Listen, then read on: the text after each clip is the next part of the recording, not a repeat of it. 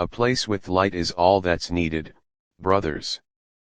It must have been pretty desperate for three big boys to say such a thing. Today's story comes from a netizen named Wang Jianghu Wang Chen.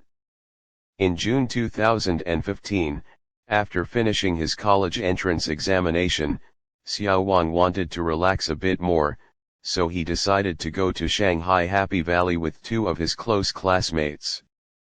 After arriving in Shanghai, the three took the subway to Sheshan. They got out of the subway, not knowing the area and unsure of where to go.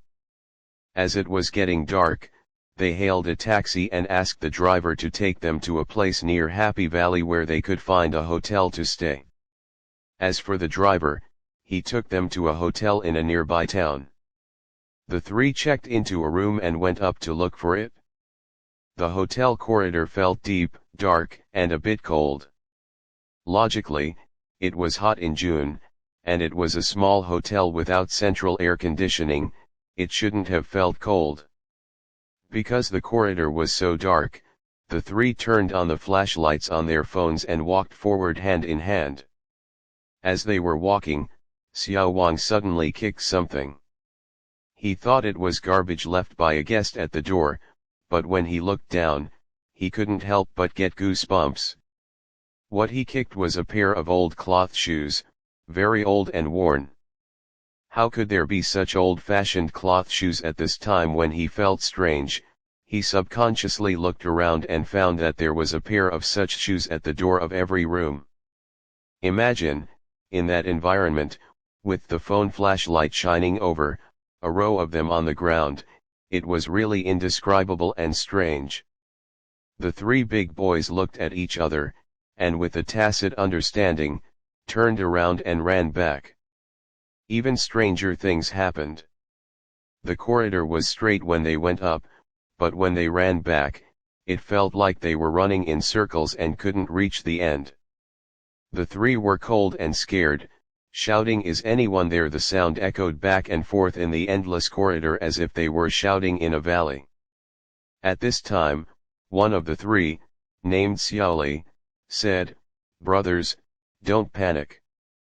Let's light a cigarette and try to walk forward. We won't look back." So the three lit a cigarette each, including Xiao Wang, who didn't smoke, and after walking for a few minutes, they really found the stairs to go downstairs. After running downstairs, they rushed to the front desk for the first time, but the front desk brother had disappeared, and no one responded after calling out a few times. On the front desk, the originally bright white circular chandelier turned into an extremely depressing dim yellow. Xiao Wang realized that the atmosphere was not right and took the lead to walk out of the hotel. Outside the hotel, it was already dark, and what happened next was even stranger. The three walked around the town, originally wanting to see if there were other hotels, but they not only did not find a hotel, but they did not even meet a single person. It was around 8 o'clock in the evening, and the entire town was empty. Although some houses were lit, they were all dim yellow. The strangest thing was that the convenience store door was open, but there was no cashier, and the entire town was unusually quiet. At that time, the three thought of countless possibilities to comfort themselves, but in the end, they decided to leave the town quickly. They took out their mobile phones, because there were no taxis on the road.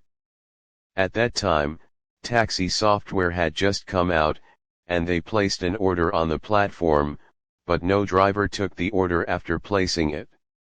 With no other choice, the three walked along the main road, hoping to meet a taxi or a bus. They didn't know how long they had been walking, and when they saw a bus stop sign, they thought there would definitely be a bus.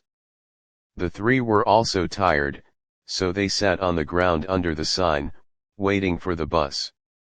Finally, a bus came, and the three were very excited, thinking they could leave this place. However, the bus ignored their waves and drove straight past without stopping. Xiao Wang and the other two looked closely and found that there was only a driver in the bus, No passengers. Similarly, the bus was dimly lit. Although the situation was very strange, they had no choice but to comfort themselves that the bus might not stop at the station, so they continued to wait. As a result, several buses came one after another.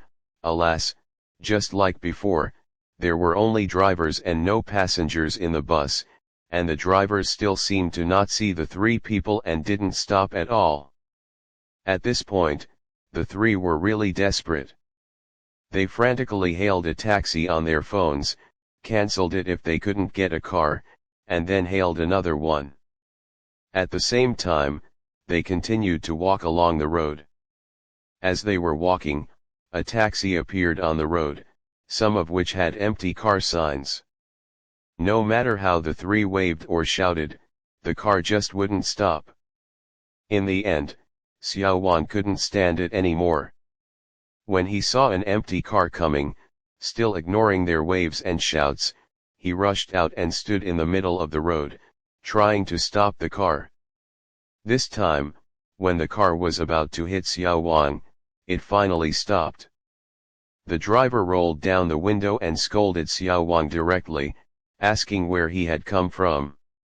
Xiaowan asked the driver, "We three were waving and shouting to you on the side of the road, and the car was right in front of us." "Then what did the driver say?" "I saw a ghost, I didn't see anyone in front, and I didn't hear anyone calling a car. I saw you appear in front of me for no reason, and I thought I saw a ghost. If it weren't for my quick reaction, your life would be gone." After hearing this, the three pleaded with the driver to take them away with a crying tone. The driver probably also saw that something was wrong with the three people at the time, so he let them get in the car. After getting in the car, the driver asked them where they wanted to go. The three brothers said in unison, "A place with light is all that's needed." 8 years have passed, and every time Xiaowan gets together, they still discuss this matter. The three people believe that they may have entered another parallel time and space. I think this analysis is also reliable. Well, see you next story.